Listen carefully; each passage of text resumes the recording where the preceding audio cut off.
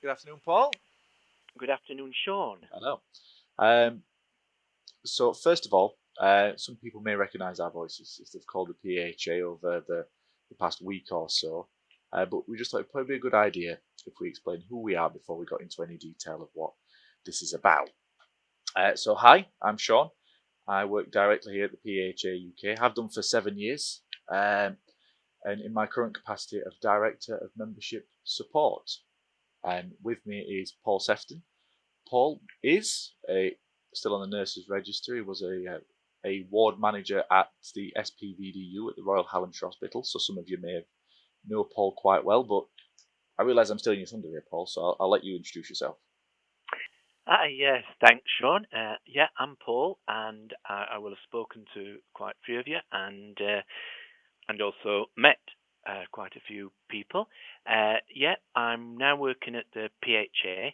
I'm still a registered nurse, and I wish to keep that going. All the sort of revalidation you have to go through, etc.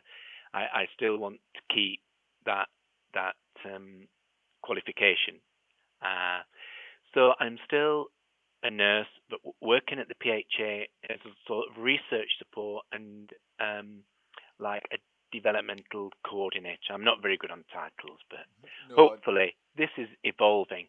But my previous background is, as Sean said, I was a ward manager at the Hallamshire Hospital, Sheffield, and before that I was a nurse specialist with the PH unit. so what I thought is that today we'd focus on primarily symptoms of COVID-19 and how to look after yourself at home if you were to show any. So this is advice primarily for people with PH, but also it could be for anyone who's having the symptoms in general. So obviously family, friends, stuff like that. Because it's not just people with PH that are affected by this, as we've seen. It's the entire. I've never known anything like this before, ever. But yeah, I thought it'd be Paul. So with your your nurse hat on, because Yeah, officially still a nurse, still on the yeah. register and everything. Um, but it'd be worth reminding people of this, what the symptoms are of COVID-19. Okay. And I think to me we should focus on particularly on the fever and a new and persistent cough. And I think there's lots of other symptoms that people are experiencing, but I think those two are the constant. It's really difficult because it is so similar to, you can start off as though you're feeling as though you've got a cold and one thing another. I think it's different for PH patients per se because we advise them straight away from the beginning of all this that you need to self-isolate and be careful who's coming in and out of the house, etc. Whereas for others, they wait till the symptoms arrive and then self-isolate. So that can be the thing. But I think if we focus very much on fever or new and persistent cough, I think they're the key things.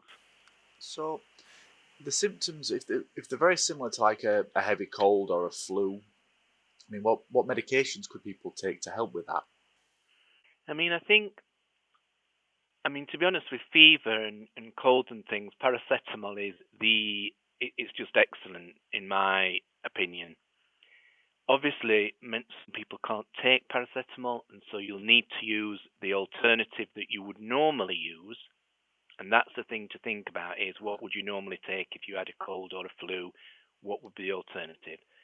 And Neil Hamilton, the consultant pharmacist at Sheffield, does talk quite a bit about medication on the PHA website, and he's done a video, so it's well worth referring to that. And just to reiterate what he says, that we wouldn't recommend things like ibuprofen, anti-inflammatories, over a long period of time, but we would generally, rule of thumb is a one-off's all right, but we wouldn't recommend taking it regularly. No, makes sense. I mean, so we've gone. So that's obviously the drug part. So that's what you can buy over the counter as such. Because obviously, then other people are going to be on medication and medicines that they've been taking for years. Yep. So I mean, as far as that, I know one of the things that Neil did speak about was that with those other drugs and whatnot, that um, not stopping anything unless you've spoken to the person who started it. Absolutely. Absolutely. and that just needs to be continuous. Never stop things without who prescribed it talking to them. Absolutely. So, is there anything that you can do in terms of eating, drinking that would help them? I think it's quite personal to what you like. I think fluids is the key thing. For me, particularly if you've got fevers, you've got sore throats, fluids is everything. And you don't want to go days and days without lack of food or something substantial. But the key thing when you feel unwell is to really keep your fluids up. Water, things like that. Water, is brilliant, or some diluted pop, anything like that. I think when you've lost your appetite, then it's hard really to build that back up, like when you've had sort of any virus. And it just the fresher the food is good, but we're living in a time where it's more difficult to access some of this fresh food. But there's lots, like even a tin of baked beans is good. I'm still good. trying to find And a bag it's of carrots nutrition. somewhere. I Yeah. can't find carrots for the life of me. Who's Yes, holding that's carrots? ongoing. And it is ongoing. So I think, main thing is fluids, eat well, but when you've lost your appetite and you've got a sore throat and you've got, the fever, if you do have these symptoms, then soups, ice cream, etc., brilliant. If you no symptoms at all and you're self-isolating like the majority of our patients are, then it is literally just about keeping that healthy, balanced diet, because you've less exercise going on, doing some gentle exercise like Carol Keane talks about. That makes you feel better. Strangely enough, I know, because me myself, I'm a bit terrible for exercise. I love walking, but any other form of sitting in front of the telly and doing exercises is not sort of my bag, really. But things like that at the minute would really help, and having that routine which brings in the exercise. Absolutely. So your meals are planned a little better, and your days planned as though you were going out to work, or if you don't work, what would you normally do, depending on how much your pH allows you to do in a day.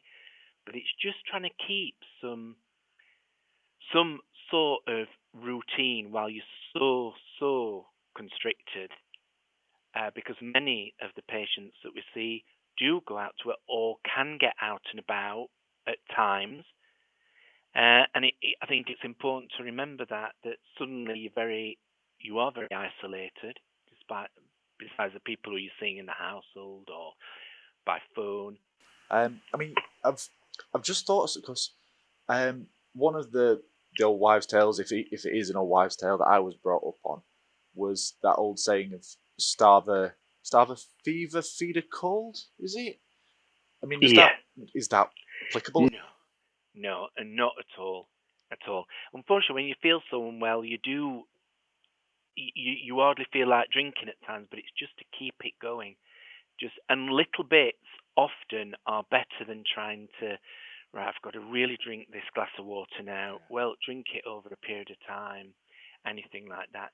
And it's very, very different, this, because obviously it's not a cold or just a normal common virus. But if you can think how you'd react if you felt unwell from a cold, the true flu feeling with that, and I think also PH patients, they experience a lot of fatigue, and they experience a lot of, you can experience pain, you can experience fatigue, the breathlessness. So you already have to deal with a fair amount of planning if you want to carry out things. So I think it's just bringing that into play when you're more restricted than ever. Yeah. Being a little bit better with that than what you would be even normally. Yeah, that's how I see it. So I suppose then, so you've obviously spoken about some sort of structure to your day, and how Yes. it potentially help with, if maybe not physical symptoms, certainly mental ones. Yes. Would there be, if if it were you listening to this, would there be anything else that you'd want to hear? Any other things that people could be doing to look after themselves if they are experiencing any symptoms of COVID-19? Yeah, and I think if you are experiencing symptoms of COVID-19, and it'll affect everybody in a different format, but I think the thing to do is obviously you're self-isolating anyway. But I do think, if you're not if over whether it's a day, whether it's a couple of days, but if you're feeling worse and worse, get in touch with the centre just to, alert them to the fact, get any advice from them, or you can get advice from us because at first the symptoms could be quite mild. The key thing will be, and it's just really to, even if we look back at what Professor Paul Corris was talking about, and the idea that everybody will have to go locally rather than to their specialist centre. So it's just making the specialist centre aware and then take it from there.